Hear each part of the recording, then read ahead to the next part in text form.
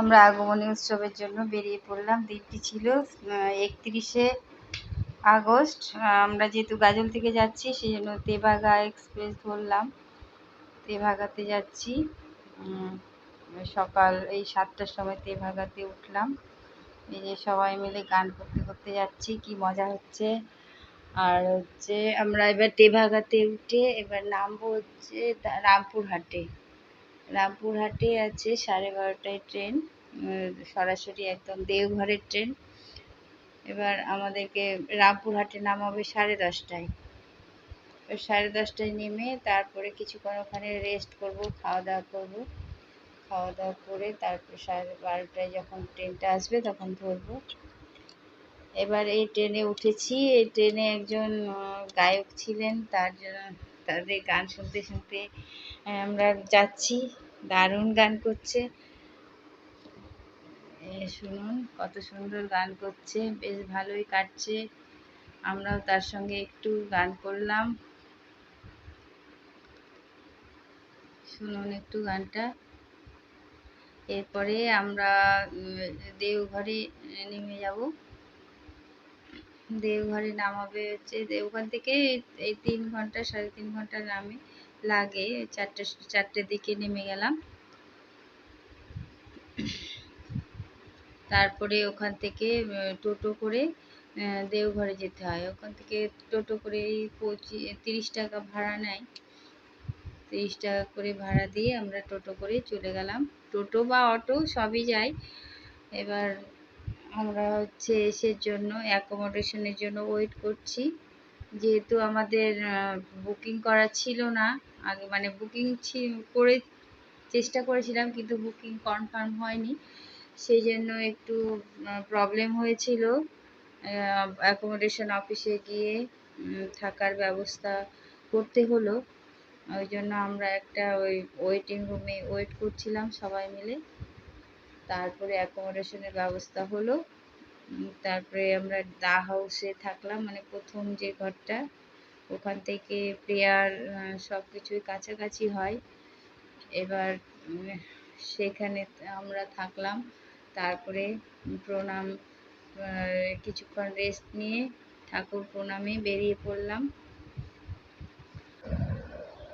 এই ঠাকুর বাড়ি, কি সুন্দর মন্দির, একদম ঝকঝকা, কোথাও কোনো নোংরা নেই। এখানে খালি পায়ে হাঁটা যায়, তবে অনেকেই জুতো পরে যাচ্ছে। আমাদের পরের দিন সকালে আমাদের সবজি কাটার দায়িত্ব পড়েছিল। এই যে আমরা সবজি কাটছি সবাই মিলে, বেশ ভালো লাগছে। কত সবজি। তারপরে আমরা একটু উৎসবে যোগ দিলাম, মানে আমাদের এখানে গানের প্রোগ্রাম হলো।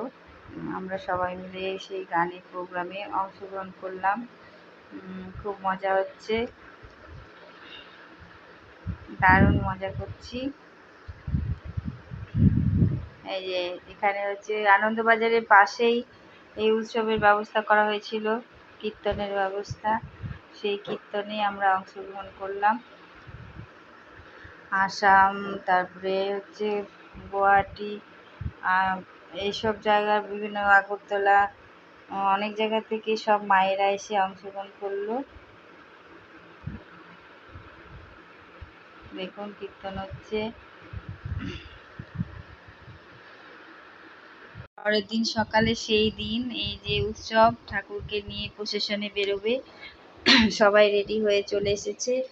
এই যে নাচানাচি, সবাই বেশ কীর্তনে মজে উঠেছে। ঠাকুরের রথ বেরোবে প্রসেশনে, তার জন্য সবাই রেডি হয়ে পড়েছে। দারুণ দারুণ প্রোগ্রাম হচ্ছে। সেই 7টার সময় ঠাকুরের রথ বেরোলো। ঠাকুরকে নিয়ে গোটা দেওঘর ঘোরানো হলো। দেওঘর থেকে হচ্ছে বৈদ্যনাথ ধাম, এত দূর সবাই হেঁটে হেঁটে চললো। এই যে দেখুন যাচ্ছে সবাই মিলে, এই যে ঠাকুরের রথ যাচ্ছে, আমরা পিছন পিছন যাচ্ছি। কত লোক, যেন জনসমুদ্র। সবাই ঠাকুরকে ভালোবেসে সবাই অংশগ্রহণ করেছে। কত আনন্দে সব মেতে উঠেছে ভক্তরা। আহা কি আনন্দ আকাশে বাতাসে। সবাই কি সুন্দর সারিবদ্ধভাবে ছুটে চলেছে। বিভিন্ন জায়গা থেকে লোক এসেছে, বিশেষ করে ঝাড়খণ্ডের লোক এই দিনটা পুরো দায়িত্ব নিয়ে নিয়েছে, ঠাকুরকে মাথায় করে নিয়ে। এই যে চারিদিকে দোকান বসেছে, কত রকমের দোকান, প্রচুর দোকান এসেছে, মিষ্টির দোকান, গয়নাগাটির দোকান। অনেকে এই যে রাম সীতা সেজেছে, স্কুলের স্টুডেন্টরা অংশগ্রহণ করেছে।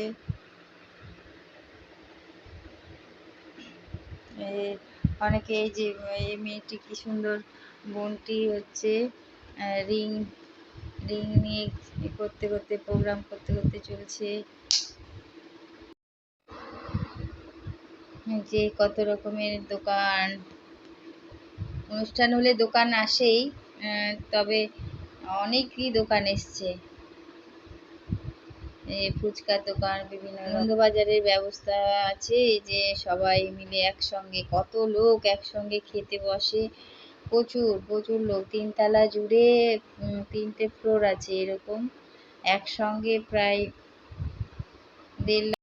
জয়গুরু সবাইকে, সবাই ভালো থাকবেন, আনন্দে থাকবেন, সবসময় ঠাকুরকে নিয়ে মেতে থাকবেন। জয়গুরু।